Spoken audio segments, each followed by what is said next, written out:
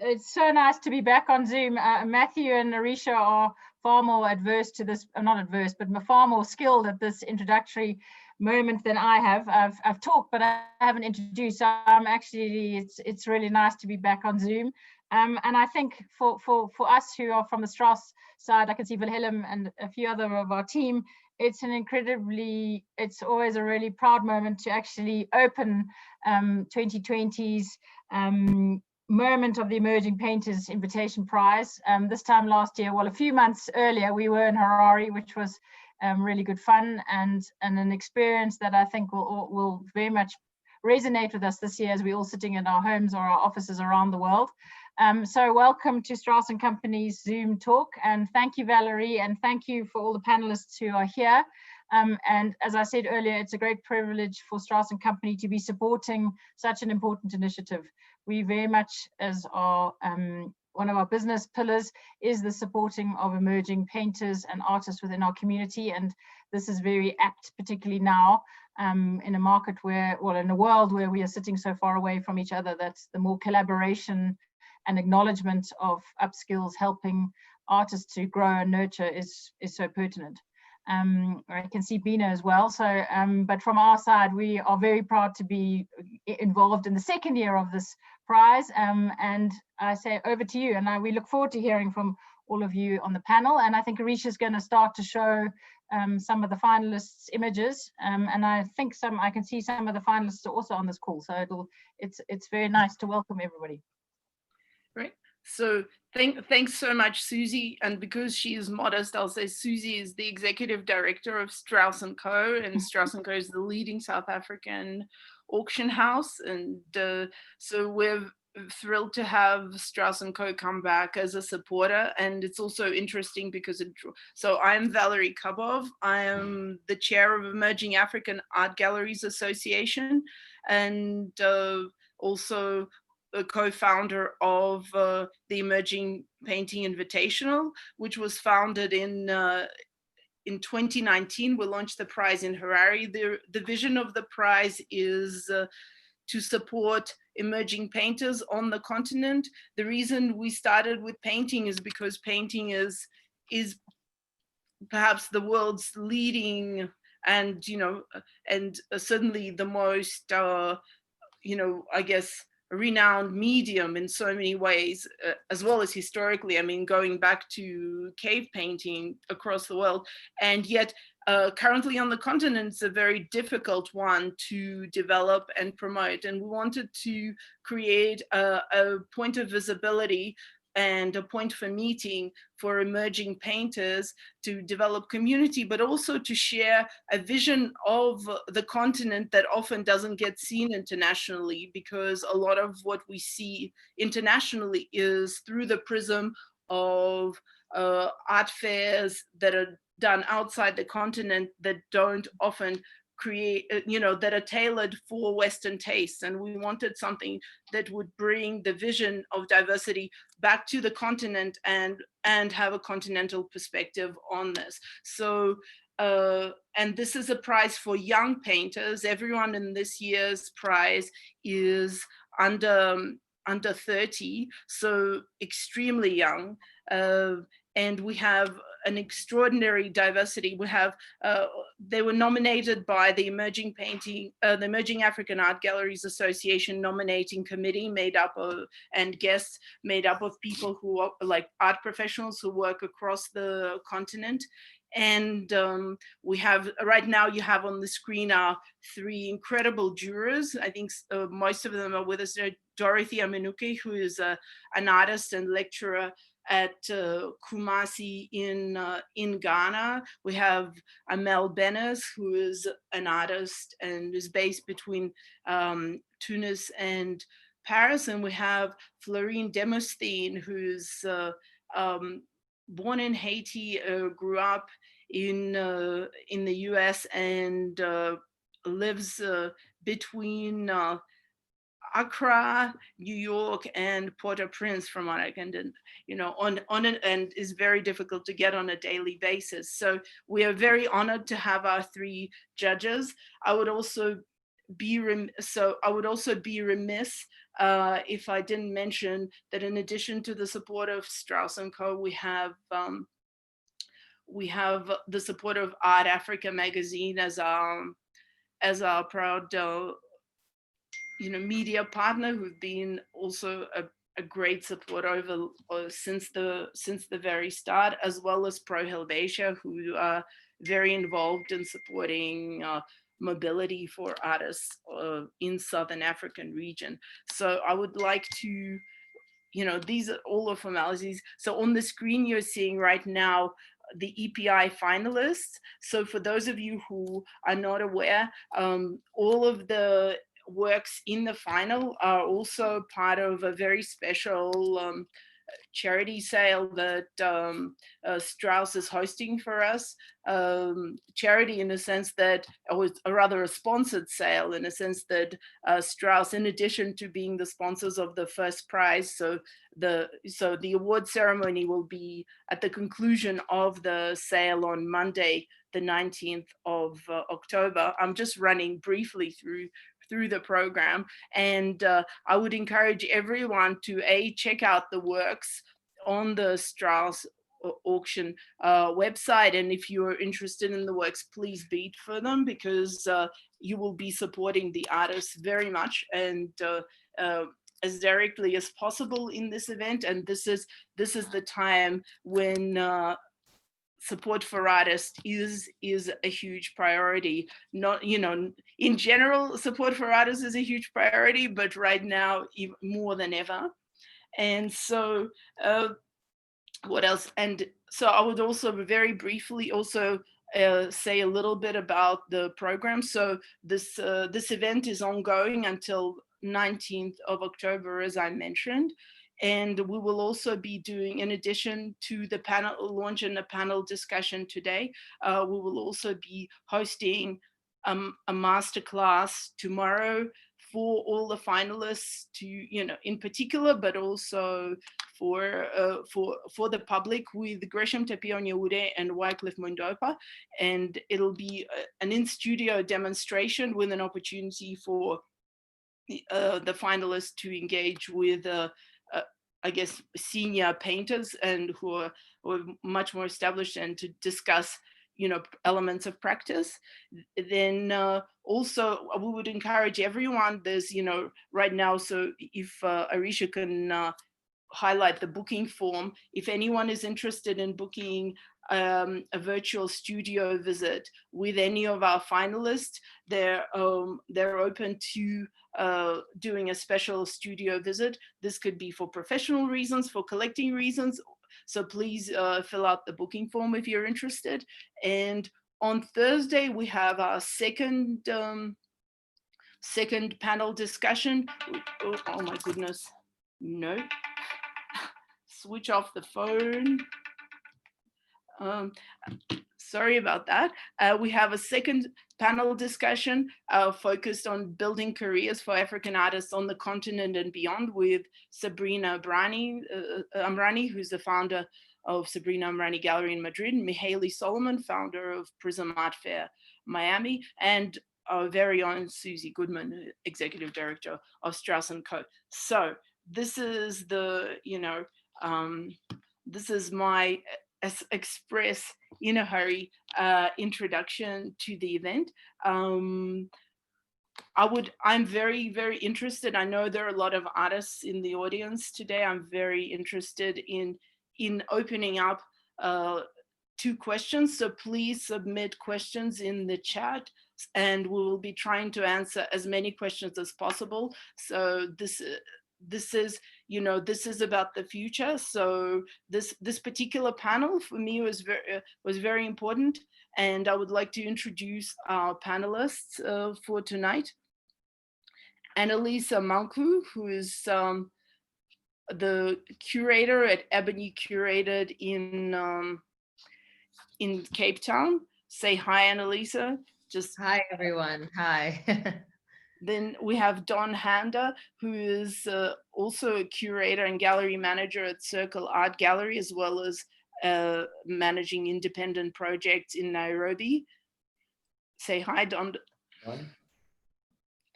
And then we have Petra Swais, who's a gallery manager and an independent curator who's working with Selma Feriani in Tunis and Tunisia. And last but absolutely not least is Robel Temesgen, who is based in Addis. He's a very well-known international artist, as well as activist and lecturer at Alle Art Department of Fine Art at University of Addis.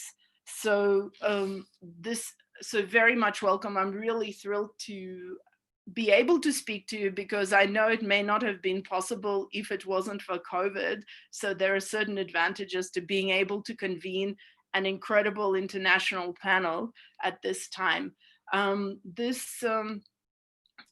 title of the panel is The Future of Contemporary Art in Africa. The reason for this title is because often there is a lot of discussion of contemporary art or African contemporary art that happens and is guided outside the continent. Now, you as young professionals based on the continent and who are very much involved with local art scenes, you are best placed to actually indicate the needs of the artists and the needs of African art scenes in a way that is not dictated by outside interests, that can be really responsive to local needs. So I think it was really crucial for artists in EPI to speak to people who are actually focusing on building the art scenes that we're going to see in the future today, with them, right? So with this in mind, I would like to speak to turn to Anelisa, and can you please comment? What are your thoughts on, on the present and the future, of art on the continent? So I just, for a little bit of context, I have a bit of museum experience. I'm currently working in the commercial space where we host solo shows and group shows in all three spaces within Cape Town, and we participate in both local and international fairs. So I'm very much aware of the benefits of the commercial space and how I think the future of contemporary African art is really creating visibility for our artists. I have a bit of an advantage where we have the funds to be able to participate. And I'm aware that not every gallery does. And so it makes it very difficult to have a conversation such as this and not kind of be aware of the privilege that we have as a gallery. But I think that, we speak of contemporary African art so often, but really how we're operating is on Western knowledge systems. This idea that we need to participate in fairs and have solo shows, and artists need to somewhat be signed to galleries in order to be seen as established or professional artists. But what happens to the artists who are creating works within their studios and homes, and ones that don't have representation? And I think perhaps the future will have to look into artists that aren't signed, artists that want this autonomy over their work and over their own voices. I think that's really important, especially because we have to look at the function of art. What is art? Why do we create it? Why do we have to show it? I think my belief is really that, art is a visual kind of documentation of what's happening in the contemporary. And so it's a necessity. It's not a want. We need to create art because then we're able to kind of highlight the voices of what's happening with our people on the continent, the diaspora, the world. And I think maybe perhaps if just like an overarching kind of statement, I think the artist needs to be a lot more proactive, I think, in the business aspect of their careers. And maybe the gallery spaces, the museum spaces need to allow for that. So I would then like to turn to Robel Temesgen. You're an artist as well as, an activist and a lecturer, but you're also working in Ethiopia, which is, does not, like compared to South Africa, does not have the same level of infrastructure and establishment. How do what are your thoughts and feelings, especially as somebody who is represented by an international gallery and who does get an opportunity to travel and connect? Well, I guess, can you all hear me? Yes. Okay, yeah. So, I mean, it's just as you've mentioned, to live in Addis Ababa and to try to practice and to try to sort of compete with the rest of at least the continent is a bit too complicated. And it's mainly, of course, because of the infrastructure. We do not have that much of an organized form of engagements, be it in the commercial aspect or institutionalized sort of engagements. And for me, I would say I am one of the lucky people who still try to manage to balance between those two, because not only that I have got a gallery representing me outside of the continent or at least the country, but it's also because that I get to engage myself within the institutions, one of the few institutions in Addis Ababa, which is the Addis Ababa University. And I think partly what I see is that quite a number of artists, especially the younger artists, are doing art mainly for the sake of pretty much interest they have to just invest themselves within that arena, but also without really a promising future for them per se. And that would be, let alone getting commercially successful or getting exhibitions in institutions abroad within the continent or beyond.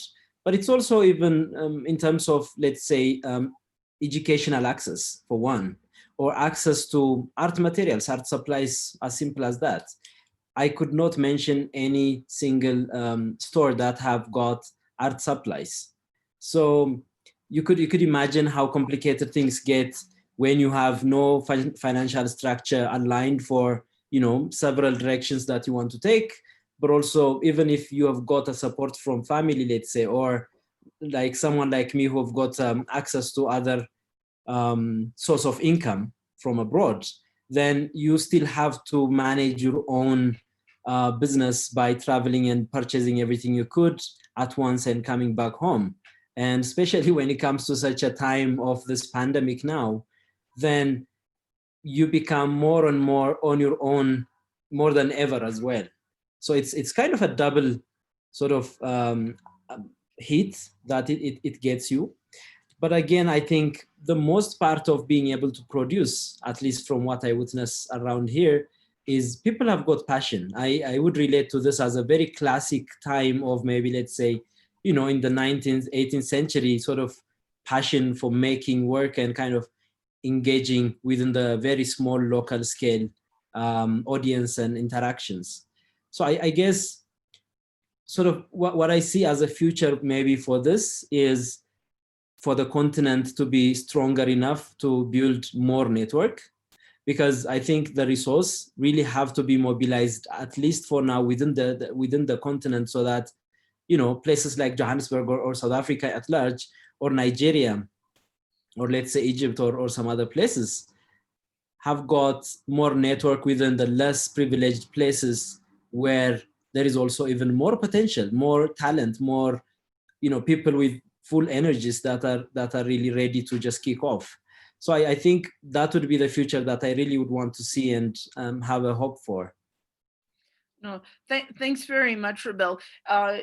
Petra, you were speaking earlier when we spoke about the sense of isolation during COVID that you experienced, with living in Tunis. Can you just share a little bit about that and how that has just shaped your perspective on the needs of the present and the future? Hi, Valerie. Yeah, interestingly, I mean, it's not just during COVID. We realized that we're always isolated. And interestingly, what Robel was saying about needing to be connected to each other and share resources and networks, that's very important. I think, when we were first talking about this talk. You mentioned that, you know, to speak about structures which we kind of are missing here, and we would be beneficial to the artists to help them, you know, develop in different ways. I affiliated a lot with what Robel was saying about not having resources, income, etc., having to, you know, be inventive in the way you create a system for yourself, and manage to, you know, have forward think, etc. I mean, as a gallery, you working in Tunis, you end up, you know, trying to figure out things like find certain papers which aren't available and figure out a way to bring them in, and everything becomes a challenge which normally wouldn't be a challenge. And I guess although we don't have these infrastructures in place, there is some form of opportunity which comes out of that, in this need or pursuit to invent and try and figure out a way of creating or making things that aren't available. So I think, you know, at the same time, we also need to create a system of making things easier for artists and things available, and through maybe working together and creating more systems and networks, I think that can be a solution to be able to create certain infrastructures which are necessary.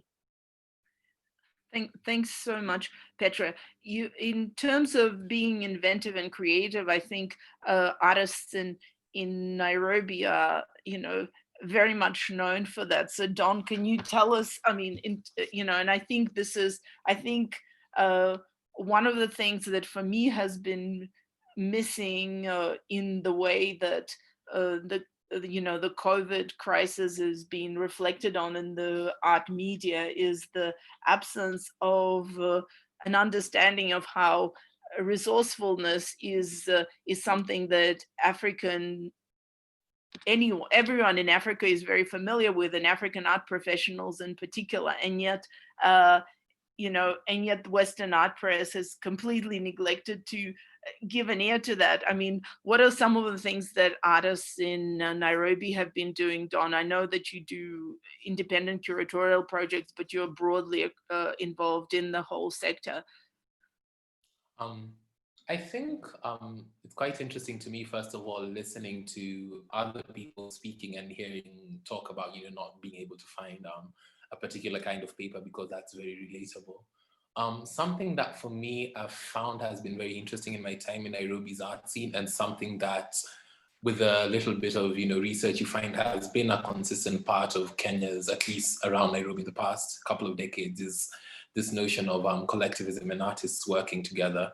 Now, Nairobi as an art scene, which Valerie, you know, we have perhaps maybe 4 galleries. We don't have, Nairobi is paradoxical in that, sort of being a kind of commercial hub for the region, there's a lot of potential in terms of developing a market for artists and their work. But then on the other side of that, we have very little in the way of policy to support the creative arts and not just the visual. We don't have a proper art school, we don't have museums dedicated to contemporary art. And so what that has meant is very often artists having to find ways to exhibit their work.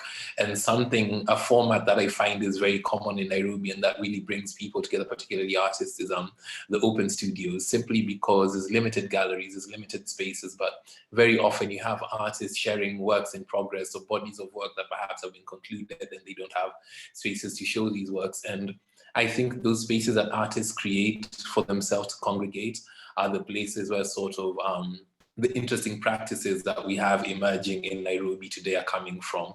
And for us, as speaking in my role as gallery manager at Circle Art Gallery, the thing that we always find ourselves trying to figure out is how to show that to our audience, but also how to do that without sort of perhaps flattening it or attenuating it for a sort of global or largely Western looking market, which is a challenge that we sort of have to kind of reinvent every day as we go along, because the interesting thing about working in a commercial space in Nairobi is that without the benefit of non-commercial spaces, it means that our programming has to also account for what possibilities there are for educating our audiences, what possibilities there are for bringing in practices from outside the region that are maybe, you know, creating those networks between artists and between audiences. I mean, Robel is one of the artists who we've been fortunate to show in Nairobi who isn't from here. But I think creating spaces for congregating between artists and between audiences is, I think, the thing that has stood out the most for me in how people are bridging the gap between the work that's being made in the studio and the people that get to see it and the conversation about that work, what that work is for. I mean, you raised so many interesting points here, Don. I think, I mean, I'd like to pick up on a couple. One is, you know, I mean, all three of you will have different experience of negotiating the space of, you know, the Western gaze and, you know, in the context of African expression, you know. So, I mean, this is particularly close to the ethos of EPI, right? Because, you know, I mean, like if you look at the, you know, popular press, and I think we're all keenly aware, is that, you know, the term African figuration is so hot right now comes to mind, and yet there is such an extraordinary diversity of practices, a lot of them abstract, a lot of them, you know, symbolic, completely not fitting any particular exoticized paradigm, you know. So it would be really interesting. I mean, you, Robel, as an artist, you know, you are, you know, your work is somewhere on that you know, that very, you know, like mythical borderline between abstraction and figuration. How do you deal with that, you know, Western gaze, you know? And then we can ask, you know, Petra and Anelisa of how, you know, how do you negotiate that conversation? I think it's a very difficult one. And what can we do to, I guess, shift the balance to, because, you know, to decenter that conversation? Or how do you see that developing?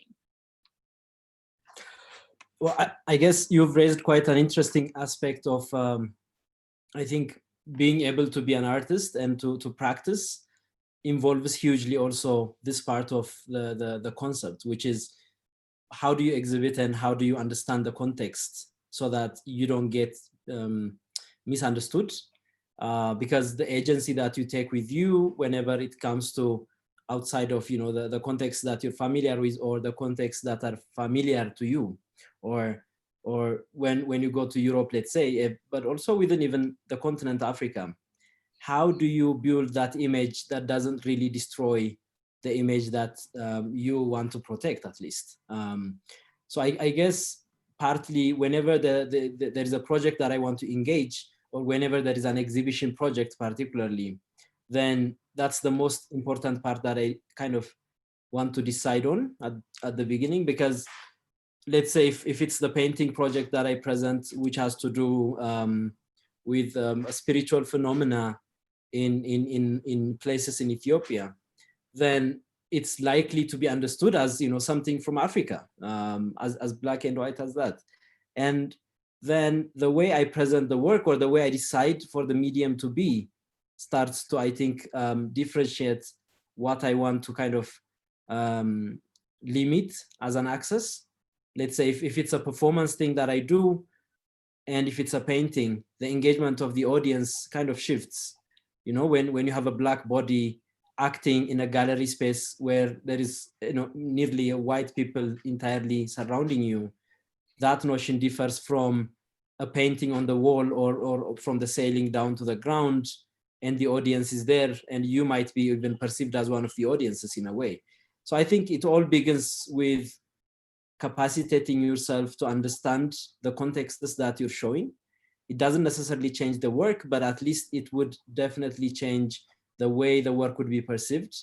And I think when I mentioned about connectivity and getting to have a strong connection between the countries within the continent here in Africa, it also involves this. You know, most people would produce a work, but also maybe doesn't have a language of presenting it.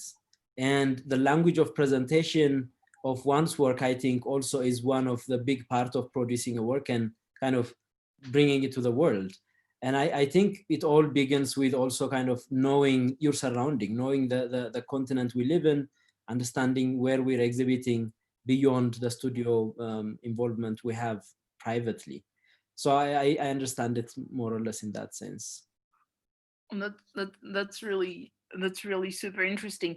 And Anelisa, I mean, I would like to hear your comment yet. I mean, you often speak about, you know, and you began by speaking of being, you know, part of a minority as a Black woman working in a commercial gallery space.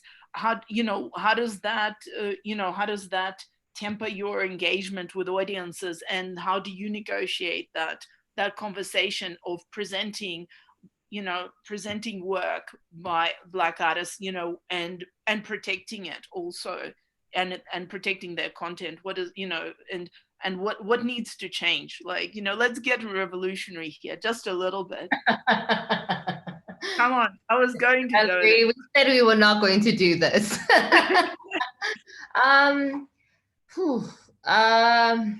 So I work in a white, male-dominated industry, and I think that's very clear. There's no way to sugarcoat it. So as a Black female, my voice is often felt as a threat. But I am fortunate to be within a team where my voice is heard and understood for what it is. And I guess in that sense, there's a level of hierarchy when it comes to Black bodies. My head curator, Mark Staines, often, you know, wants to look at every little single thing to make sure that we're somehow honoring the artist, where they come from, their culture. And even so, just because I'm Black doesn't necessarily mean I will know certain nuances that come from the East, the North, and the West. And then again, it requires for me to do even further research. So, you know, my experience is quite broad. I've traveled the world, but I really can only speak from one particular tribe, which is the Xhosa tribe. But, you know, we work with Kaluki Nyamai, who's in Kenya, and then we have Kelechi Nwaneri, who's in Lagos, Nigeria. So, you know, there's certain things that I might not always understand, and it requires for me to interrogate and to engage.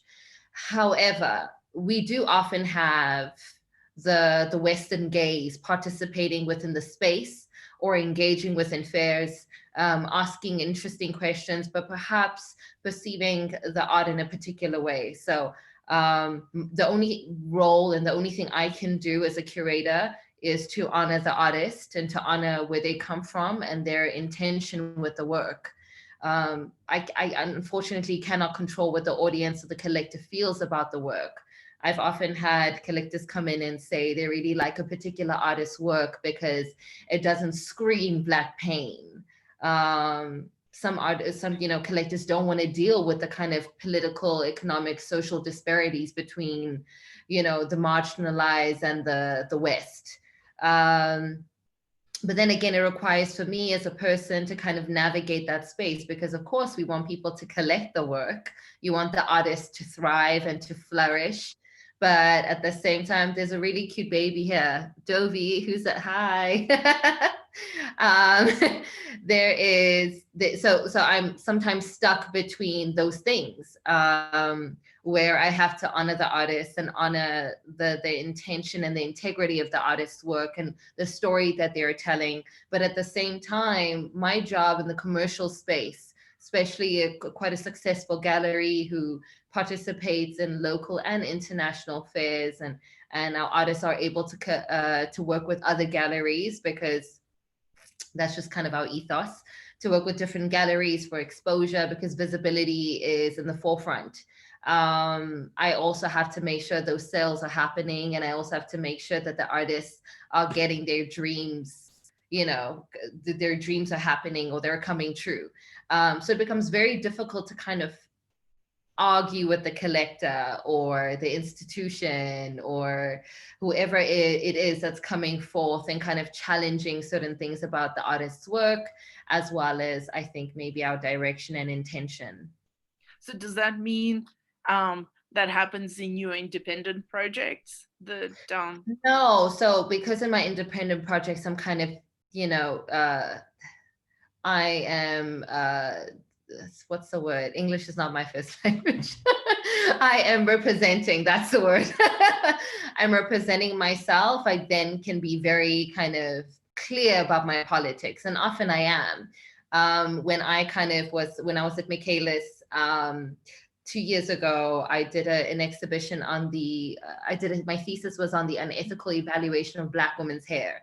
So for me, that was somewhat of like a therapeutic body of work, because so often I had been challenged by the, white individuals, but also Black individuals about my hair, how I wear my hair, why I'm wearing it in that particular manner. It's very strange how it gets people to be really aggressive. And so I kind of wanted to unpack what hair means, and I started looking within the continent as a whole, and then brought it back to my base, which is the Eastern Cape. And I find that when I do that, people are a little bit more lenient in what I say and the works that I create and how I challenge the status quo. But when it comes to being under, under a big name like Ebony Curated, I then kind of have to tiptoe around sometimes collectors or fairs or other galleries, because it's not just me I'm representing our represented artists, our associated artists, the work that we present, as well as, the collector base, the audience. And so it's not an oppressive space, but it is a space where I then have to think twice about how it'll impact the team as a whole. So it's easy for me to kind of kick in and be the little political fighter, a social fighter that I am, and call out things for what it is. But it becomes difficult when you know that it's going to affect those who you represent and those who you're kind of backing within the industry. Fair enough. No pitchforks yet. So I know that's what you want.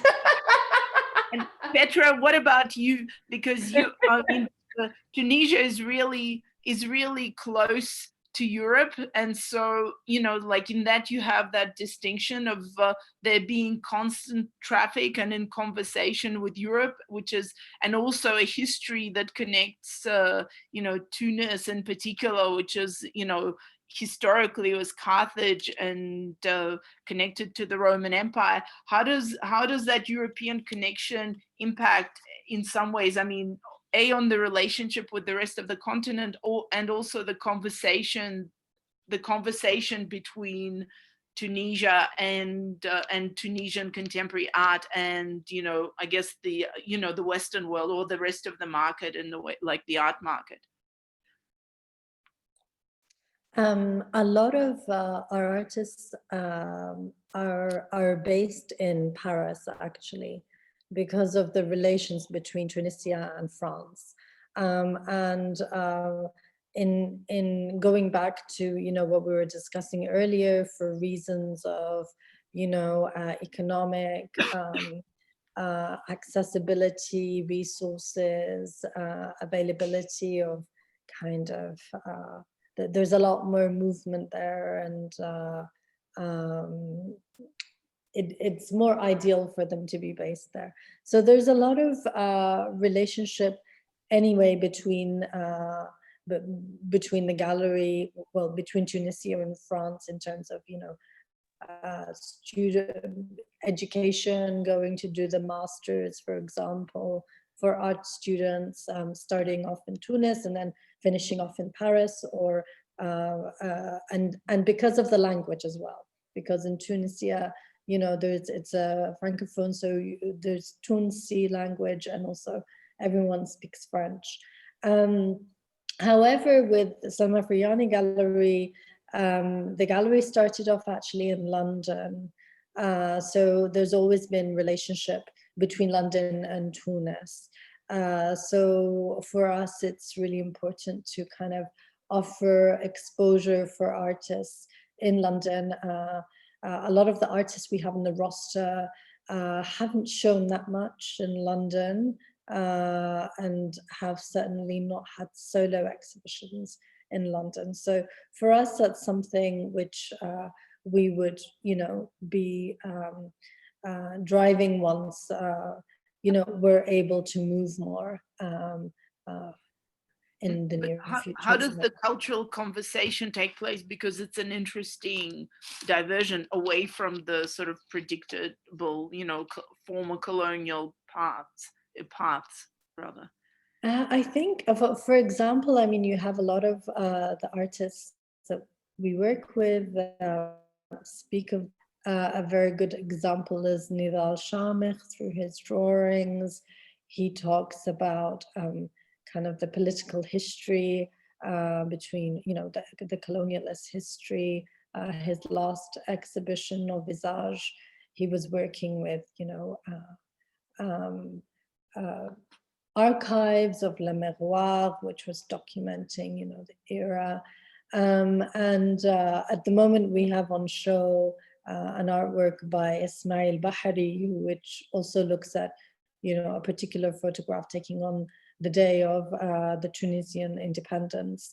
So the artists do discuss this a lot through their works. It's very personal, very autobiographical. So they're talking about their personal family histories within the whole colonial history, which happened recently, in fact, and it's very, very present. I mean, in Tunisia.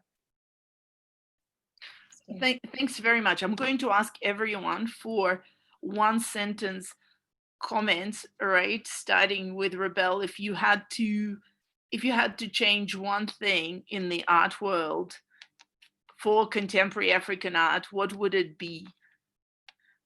Right, Robel, hi. And then we will open up for questions. So please, if you're in the, I don't know how Arisha is managing it, but if there are questions, please post the questions into chat now so that we can and address them to whoever you want them to answer. So so starting with Robel, what is the one thing you would like to change in the art world for African art right now?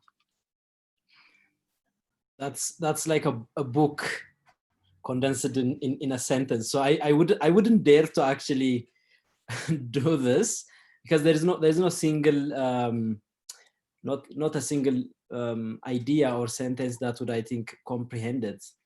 But I guess as maybe Anelisa said, something I would recognize would be that the continent has got, at least generalizing, has got a double work to do,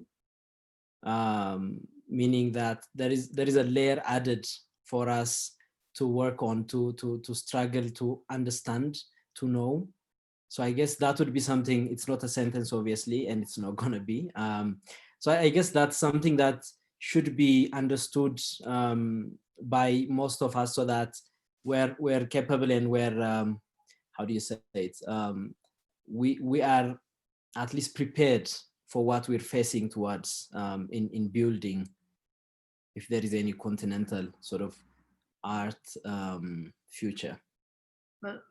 That's a beautiful thing. So self-knowledge is power, right? And understanding the double work, the more work that's required from our side, basically. Knowing that the privilege is not much shared, and the privilege is to an extent non-existent. So at least to recognize that and to be able to figure out a way to work to tackle that would be something that I would recognize. Amazing. What about you, Don? With respect to contemporary African art, I think more than anything, I think that I find myself, I struggle with, and I think we all should work harder, is to stop privileging making artists' work legible to a commercial global market, and actually pay more attention to the work and try and understand it and communicate it in their own terms and where it's coming from, and to stop sort of trying to boil down and package them into petty little narratives that make for that, that play well at art fairs. That is fantastic. I recently had an email from kind of a well-known art historian who said to me, who looked at the works of artists in our gallery, he said that, the political content is not immediately visible to him. And I was like, yes, that is precisely correct. It is not immediately visible, and it doesn't have to be. And the vocabulary, insofar as we've all had to learn and absorb the vocabulary of Western art through history, that is the exact same work that has to go in, right, into understanding the content of African. That is just a brilliant point on. Thank you so much. What about you, Anelisa? One thing. Come on, Valerie. There's no one thing, but I think we often speak about the era of transformation, and Robel and Don kind of already touched on it. I completely agree with them. I'm completely behind their statements. But I think, we say this thing, contemporary African art. And to be honest, I still don't know what that means. But I really think that if anything, it's impossible to kind of dismantle Western knowledge systems, because it benefits us, both, I guess, the indigenous people of this continent and the people who live on this continent. But I think we really have to kind of merge the two together, both Western knowledge systems and African knowledge systems, because, the way art was engaged with back in the day was very different to how we kind of engage with it now. Everything is so distant. Everything is about prioritizing the gallerist and the curator and the market so often, but we never really look at what the artist wanted us to do with their work, what the artist's intention was. I feel like in the hierarchy, we've kind of need to shift things a bit and place the artist on top, and then place whoever else after, the community that backs the artist. And then the role of the gallerist and the curator is really to kind of facilitate the conversation and to be a support structure. I find that there's too much light shining on us and very seldomly on the artists, unless it is to our benefit, where there's an opportunity for them to maybe speak on their own work. No, that is a brilliant point, Annalise. I think often people forget in the industry that there is no industry without artists, Yeah. but there will be artists without the industry. So, the shoe is on the other foot. There is artists were there before there was industry, before there was society. So you say it often. You say it often, where you mention the fact that you work for the artist. That's essentially our job. I know you refer to me as a curator, and maybe for context that helps, but I really see myself as a cultural worker as opposed to a curator. I think the word curator has certain things assigned to it, but cultural worker really speaks to what I think many of us are actually trying to do, which is to communicate the work and the intention of the artist on behalf of them, so they can focus on creating. And I think if we have that as our base and we have that as our motivation, we'll be able to really maintain both the integrity of the artists and maybe the infrastructure that supports them, whether it's the institution, the galleries, the fairs, whatever. Awesome. Petra, what is your final word, one thing you would like to change? And then we'll go to the questions. I think I'd like to have more, I would say, mobility and exchanges for such as residencies for artists and curators, so that there can be a conversation which is happening and ongoing in order to break down these barriers and to kind of address these issues. Thanks so much. I think this is a really important point, because I mean, we really need to be cognizant of the fact that we have more than 1 billion people and, you know, 54 countries on the continent. And in relative terms, our, you know, our art scenes are extremely small and poised for growing immensely, right? And the you know, and the level of community building needs to happen. And this, I think that kind of brings it together with Robel's point, that we need to know ourselves and each other, and this is the only way that we can decolonize and decenter, right? Because self-knowledge is, you know, is that kind of power and that task, right? So with this in mind, I'm going to just turn to a couple of the of points that people are making in. So Tim Agaba is asking everyone to, he identifies with the need to open the boundaries of what art can be, and he's asking, what advice do you all have in terms of access, how to find new artists in a manner that does not marginalize? Well, Emerging Painting Invitational, I have to say, is one initiative. It is that suggestion. You will find that in the prize itself, we have committed to, you know, actually prioritizing unrepresented artists in the prize. So if you go, you will see that a lot of the artists, although some artists are represented, a lot are not. And it has been important to have that vision. And I know, like, what, you know, who else has a point? I know that Anelisa was talking about artists, community, like building their own enterprises, right? Like, what are some of your thoughts? I think it was last year. I think I mentioned this to you earlier on. Last year, I went to Mozambique for a little bit of a vacation. And as I was exploring Mozambique, I came across Nelly Guambe's space. And I was really drawn to her work. And I thought just the body of work that was there, that being hers and her sisters. And I think just emerging artists from, you know, Maputo or just around Mozambique were within that space. And this kind of self-funded project was really something I was in awe of. And then kind of a few months later, you had the EPI, the first of its kind, hosted last year. And then she was the winner. And then that just kind of everything came full circle. And I think it's, again, important to create spaces where artists' voices, especially the unsigned artist or artists that are pushing their own initiative, kind of shining that light on them.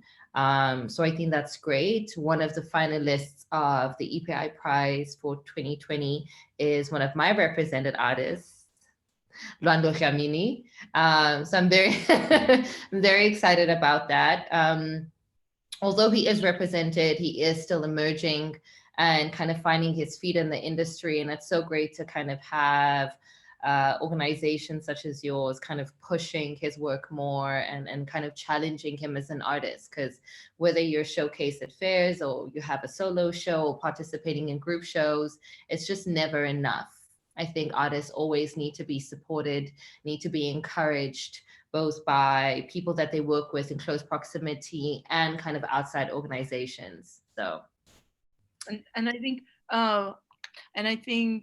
Petra, you independently do quite a bit of research, right? And in terms of looking at artists in Tunis in particular, right, and working on independent projects or curating group shows of independent artists for the gallery, right? Hey Valerie, actually I was going to, you know, say for example, Selma Feriani Gallery is very open to kind of, especially this year, we were in Tunis throughout, you know, lockdown, and we decided to open the gallery in the summer, which we normally close it for August for renovation, etc.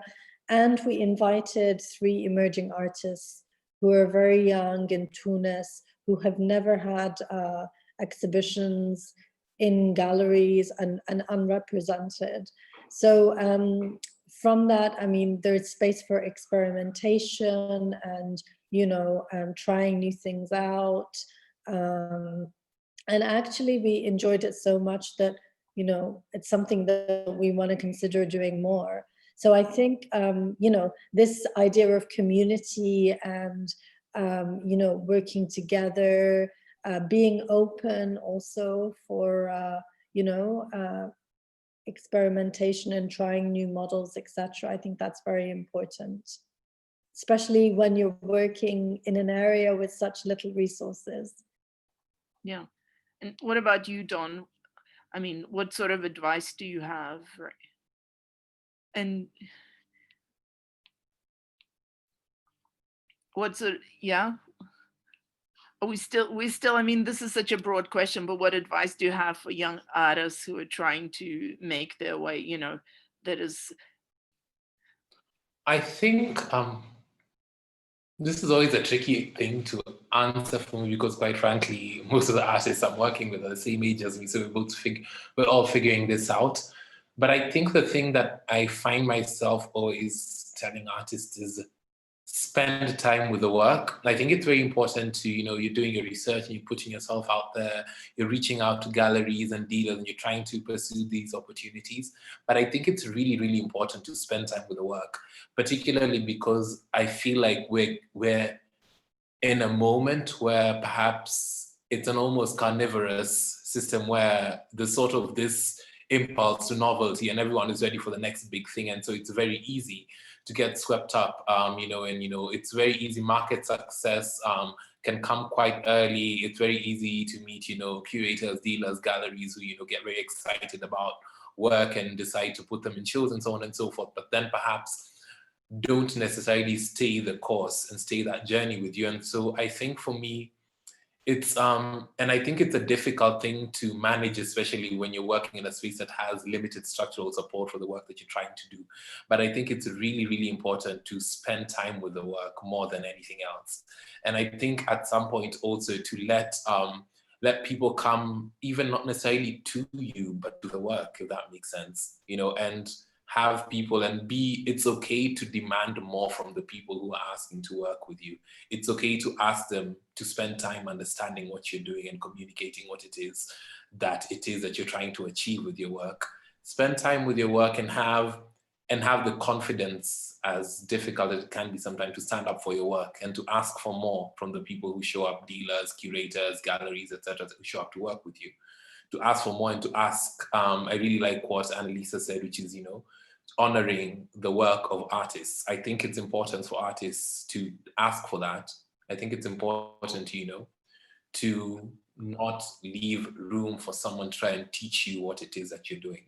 The work comes from you, and as long as it is true, it is up to the people showing up to work with you to, you know, to respect it and honor it and try and do something that, you know, enables you to continue doing the thing that you've dedicated your life to.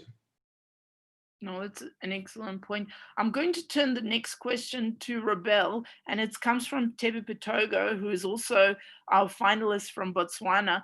And I'm really thrilled to have an artist from Botswana in this year's API because, you know, it's a small country and we really love to support artists coming from places where, you know, we don't hear of very often. So Tebi is asking, in terms of artist autonomy in more established art capitals, we're seeing a rise in artists working and having relationships with different galleries, represented or not, and guiding their own careers. I mean, he wants to know from a gallerist perspective, how willing galleries on the continent willing to buy into this way of working. But I think it's also important, like, I think it would be interesting for Robel to answer it, is because he as an artist has created his own autonomy in so many ways and has had to probably negotiate some of these things. So I think his experience is probably in some ways more relevant. What do you think, Robel? Yeah, so one thing I would like to recognize mainly is that not every gallery is meant to be representing every artist, basically. So there has to be a focus even for the artists to look into to what kind of areas they're interested in engaging. The first thing is that it should come from the artist as a decision that whether they want to be represented or not. That's the beginning of it, basically.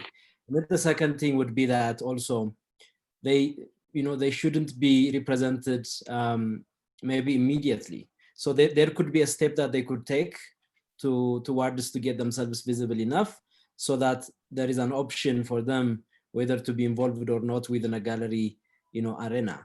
So for me, the basic idea is that I don't think we should push everything towards also being represented or not. I think there is also a world that exists beyond to begin with, an art world that could exist without being represented.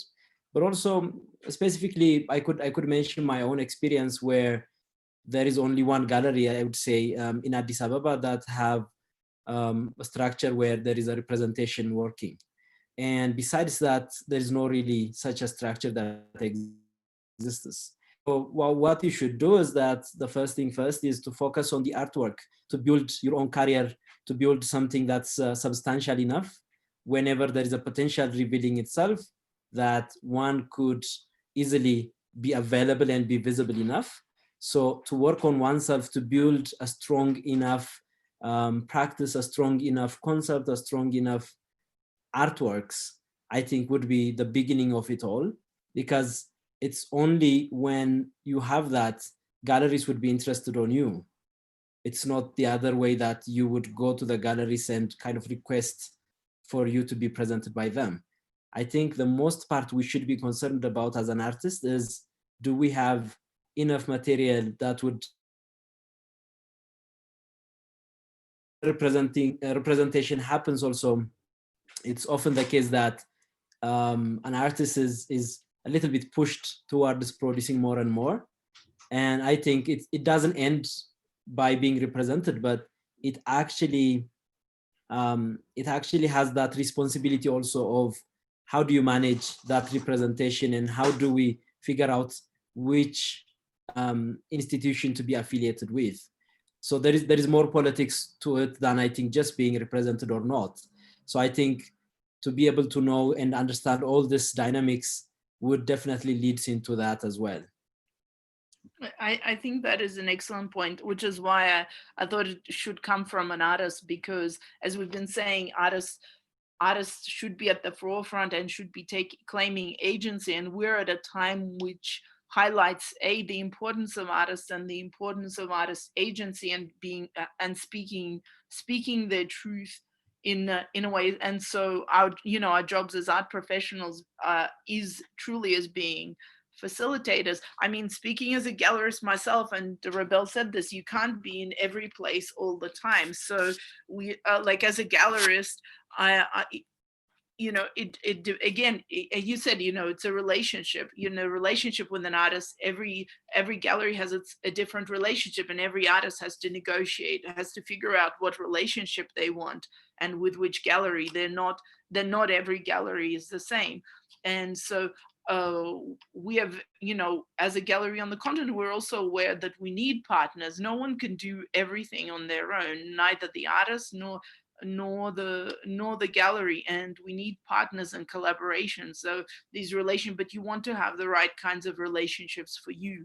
And as Robel completely rightly said, you don't want relationships that will sabotage your creativity and your art practice. And and the pressure of making more work and becoming a factory is a great feature, and I think I will just stick my hand up because we're all professionals based on the continent. I think it's really important to articulate that as professionals based on the continent, we don't have we don't have the option of having arm's length relationships with artists. We understand, what it means to make work in this time and this place, and we don't have, we don't have the opportunity, the option of treating artists as product, right? So in a way, while it sometimes is very attractive to be represented by a gallery outside the continent, for an African artist, there has to be a sense of understanding that when you work with a gallery on the continent, you're also working with a partner that is invested in the same space you're invested in. and that is building an infrastructure that supports not just you, but also a community around you, and that is a sort of relationship that we foster as First Floor Gallery Harare, and this is also, and to get back to EPI, which is the reason why we're all here, is one of the things that we're interested in supporting the artists who are the finalists this year, is also creating professional opportunities, creating relationships with supporters and collectors for artists in a way that gives them autonomy, that gives them the choices, right? That puts, that shifts the balance of power, right? That we've been talking about. And I think that has been sort of my takeaway from this discussion, is trying to build up the power base for the artists to be able to speak their own individual truths. So I think we're going to round up our discussion, right? So I think, thank you very much, everyone. Petra, Anelisa, Don, Robel, it's just been wonderful to speak to you. Thank you very much, Strauss & Co, for hosting us. I would invite everyone to, again, follow EPI on the Strauss website. If Arisha can please post the link to the exhibition and sale into the chat, or whatever the magic that she does with as well as the form for the virtual studio visits, that if anyone wants to virtually meet our finalists in the studios over the next few days. And also I will say that tomorrow and on Thursday, you can use the same link and the same passwords to join the masterclass at noon tomorrow with Gresham Tapio and Yawude and Wycliffe Mundopa, as well as our second panel discussion on Thursday. So just thank you very much for joining us for this panel discussion and the launch of EPI 2020. I look forward to interacting with you and being, and I'm sure everyone, Dawn, Robel, Petra, and Anelisa will welcome emails from any aspiring artists. I know that I never ignore any single email from an emerging artist. I answer all emails, and often artists think, that you don't answer, but we look at everything, and I invite everyone to write to us. I will just put in the EAAGA email address, and if whoever wants to send an email, I can forward it to any of the panelists with pleasure. Just send us a line, send a portfolio. You'd be surprised how many people are open to looking at new work. But isn't that right? Mm. Yes, we're all up for it. Yes. And, be surprised. Just be confident, but be professional, and send at least 10 images. This is what I'm saying. 10 images and your CV. And an honest and bio statement, please. Yeah. and we would love to hear from you. You'd be surprised. Be confident, be surprised. We love all of you. You're all rock stars. So thank you very much. And I will give a closing word to Susie Strauss. Oh, I think maybe just sitting from the auction side of the world, for us to be able to connect across the continent via Zoom and have these conversations and learn more about each other, for me, and I'm sure for the rest of Strauss who are here, Matt and Narisha and Rabina, who I can see, I think that's the thing, that is that community, is to learn more from each other, learn more from the artists. And often when we deal with somebody who maybe is no longer here in the picture, you want to say, I wish we could hear the voice of this artist. So I think to be able to hear more from artists up and coming and emerging is also our privilege. And thank you everyone for being on this talk. And we look forward to seeing more from the artist's voice, the works on the online sale, and actually hearing more over tomorrow and Wednesday, Thursday. We look forward to the next installments together on Zoom. Thank goodness for Zoom. It really has added an extra dimension to our lives. Yeah, and the one final thing, this talk is being recorded, so it will be posted where? Where will it be posted? I will post it on the Strauss & Co YouTube page. I'll post it tonight, so it will be available for anybody to watch. And I will share the link also on the EPI, emergingpaintinginvitational.com. So thank you everyone for joining us tonight, and we look forward to seeing you virtually throughout the week. Bye. Thank you so much for having us. Thank you for having us. Thank you, really. Thank you. Have a good Bye-bye. evening. Bye, everyone. Bye.